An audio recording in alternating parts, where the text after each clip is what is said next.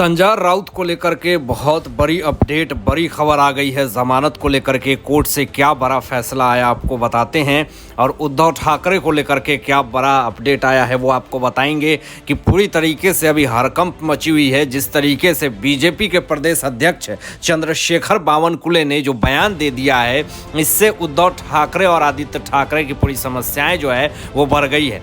लेकिन दोस्तों, सबसे पहले बताएं कि संजय राउत की जमानत याचिका पे क्या बड़ा फैसला आया वो आपको अपडेट कर देते हैं, क्योंकि संजय राउत अभी जेल में बिलबिला रहे हैं। उनका बयान किस तरीके से अभी अपडेट हुआ है, उनका दम घुट रहा है, सांसें फूल रही है जेल में। ऑर्थर रोड जेल में काफ़ी ज़्यादा परेशान है, निराश हैं, और आज उनकी जमानत याचिका पे सुनवाई होने वाली थी सेशंस कोर्ट में, पीएमएलए कोर्ट में। तो इस पे क्या बड़ा फैसला आया आपको बताते हैं कि अभी संजय राउत के वकील ने जो दलीलें दी हैं और जो ईडी के वकील ने दलीलें दी हैं, तो ईडी के दलीलें जो हैं वो वहाँ पे भारी पड़ गई हैं संजय राउत के वकील के दलीलों पे। अब इससे कहीं ना कहीं जो सेशंस कोर्ट है, विशेष अदालत ने ये कड़ा आदेश दे दिया, कड़ा फैसला दे दिया कि संजय राउत की जमानत याचिका को जो है वो टाल दिया जाता है। यानी आज उनकी जमानत याचिका को टाल दी गई है, क्योंकि इनके खिलाफ ऐसे ऐसे सबूत मिले हैं, और जमानत की याचिका को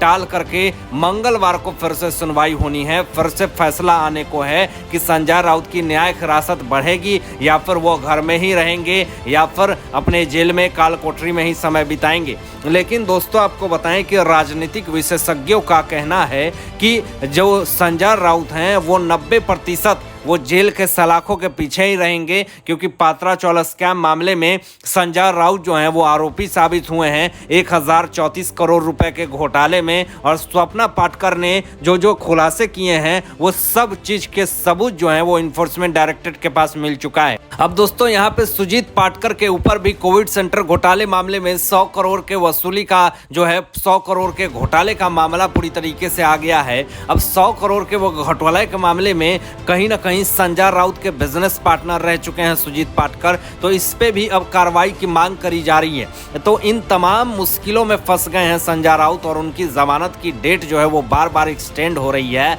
और कहीं ना कहीं 1 अगस्त को उनको गिरफ्तार किया गया था, और कहीं ना कहीं अब 2 महीने से ज़्यादा हो गया, लेकिन संजय राउत जो हैं वो उनकी जमानत नहीं मिल रही है। तो आपको भी ये याद होगा कि किस तरीके से संजय राउत को आरती उतार करके, तिलक लगा करके माताश्री ने भेजा था। ऐसा लग रहा था जैसे कि कोई युद्ध के मैदान में जा रहे हों। माताश्री का आशीर्वाद लेकर के गए। फिर उसके बाद उद्धव ठाकरे उनसे मिलने, और कहा माताश्री को कि आपके बेटा को बहुत जल्द वापस ले आऊंगा। बिल्कुल वही रहमो कदम पे दोस्तों दिल्ली के उप मुख्यमंत्री मनीष सिसोदिया भी हैं, जो कि सीबीआई की पूछताछ के लिए आज दिन भर इनसे करे सवाल पूछे गए हैं, जिससे ये थर थर कांप रहे हैं मनीष सिसोदिया। और इसके लिए आपके कई नेता जो हैं आम आदमी पार्टी के, उसको गिरफ्तार भी कर लिया गया है। और आपको बता दे बड़ी खबर कि मनीष सिसोदिया जिस तरीके से माताश्री की तिलक लगवा रहे थे, माताश्री से आशीर्वाद ले रहे थे, और ऐसे लहरा रहे थे अपने तौलिए को, जिस तरीके से ऐसा लग रहा हो कि वो एक बड़े युद्ध पे जा रहे हो और जीत करके आएंगे। लेकिन शराब घोटाले मामले में इनको भी गिरफ्तारी की कगार पे अब आ चुके हैं। और लोग क्यों अब ट्विटर पे ट्रेंड करवा रहे हैं कि सीबीआई के डर से मनीष सिसोदिया जो हैं वो गिरफ्तार होंगे। और आपको बताएं कि संजय राउत बिल्कुल वैसी ही स्थिति कर रहे थे जैसा कि मनीष सिसोदिया भी कर रहे हैं। तो दोनों की हालात बिल्कुल एक है, और उनकी समस्याएं भी एक होने वाली है। और अब यहाँ पे आपको बताएं दोस्तों बड़ी खबर कि उद्धव ठाकरे को लेकर के बड़ा अपडेट आ चुका है। उद्धव ठाकरे की समस्याएं जो है वो बढ़ गई है, और कहीं ना कहीं आदित्य ठाकरे की भी समस्याएं बढ़ गई है। अब क्या हुआ है आपको बताते हैं कि बीजेपी के प्रदेश अध्यक्ष चंद्रशेखर बावनकुले ने उद्धव ठाकरे के साथ एनसीपी की भी कड़ी आलोचना की है।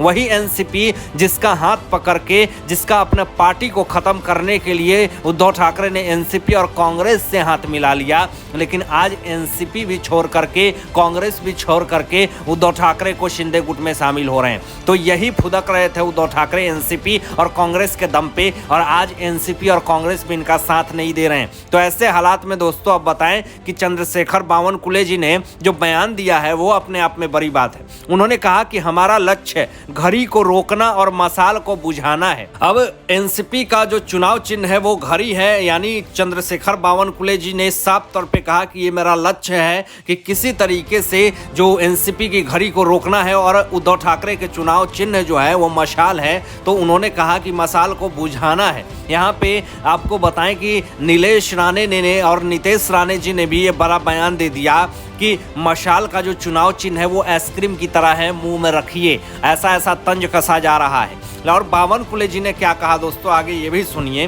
कि घड़ियाल को बारामती में बंद कर देना चाहिए और कांग्रेस के पंजे को बंद कर देना चाहिए और उद्धव ठाकरे द्वारा ली गई मशाल को अरब सागर के पानी से बुझा देना चाहिए। अब ऐसे ऐसे बयान दिए हैं चंद्रशेखर बावनकुले जी ने, जिससे कि पूरे महाराष्ट्र की सत्ता में हड़कंप मच चुकी है और संजय राउत जो हैं वो पूरी तरीके से बिलबिला रहे हैं। उद्धव ठाकरे, आदित्य ठाकरे जो हैं, इस बयान को सुन करके चंद्रशेखर बावनकुले के काफी ज्यादा अपनी समस्याएं लग रही है, उनकी बढ़ गई है और मीटिंग कर रहे हैं कि कैसे चंद्रशेखर बावनकुले के आवाज को दबाया जाए। लेकिन चंद्रशेखर बावनकुले जी ने जो बयान दिया है, इससे कहीं ना कहीं पूरे महाराष्ट्र की सत्ता में पूरी तरीके से हड़कंप मच चुकी है। आपको बताएं दोस्तों कि इस पे कड़ी आलोचना करी है उद्धव ठाकरे के शिवसेना प्रमुख बाला साहब ठाकरे के विचारों के जो हैं वो दूर हो गए हैं, ऐसे ऐसे आरोप लगे हुए हैं उद्धव ठाकरे के ऊपर। लेकिन इस पे अब कड़ी आलोचना करते हुए आदित्य ठाकरे ने क्या कहा है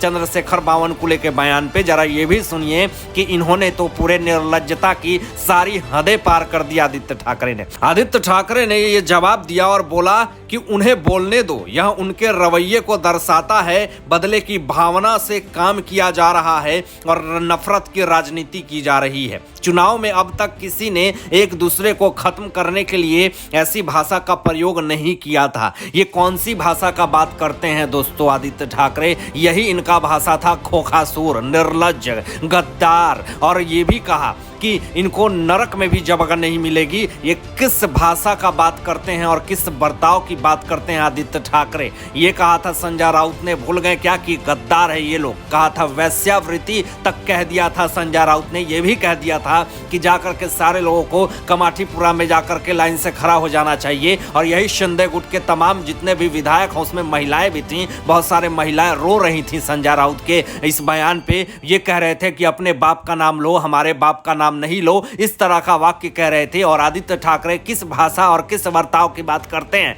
इनके पे ऊपर शोभा नहीं देता है। आपने किस तरह से एक महाराष्ट्र के मुख्यमंत्री के लिए खोखासुर और निर्लज्ज और गद्दार और नरक में भी जगह नहीं मिलेगी, इन तमाम चीजों का आपने प्रयोग किया। और आप बर्ताव की बात करते हैं, आपके अंदर तो बाला साहब ठाकरे का एक विचार नहीं है। आप तो बाला साहब ठाकरे के पोते हैं, उद्धव ठाकरे के सुपुत्र हैं, आपके तो संस्कार होने चाहिए, लेकिन ये कुछ भी संस्कार नहीं है। ऐसा जो है बयान चंद्रशेखर बावनकुले जी के तरफ से भी आया है और विपक्ष की तरफ से भी आया है। अब आगे क्या कहा आदित्य ठाकरे ने, ये भी सुनिए दोस्तों, जिसको सुन करके आप दंग रह जाएंगे। उन्होंने कहा कि अब तक जो भी राजनीति हुई है उसका एक स्तर था, लेकिन पिछले 5 से 6 वर्षों के में रुपयों की तरह वह स्तर भी गिर रहा है। आदित्य ठाकरे ने ये कहा है।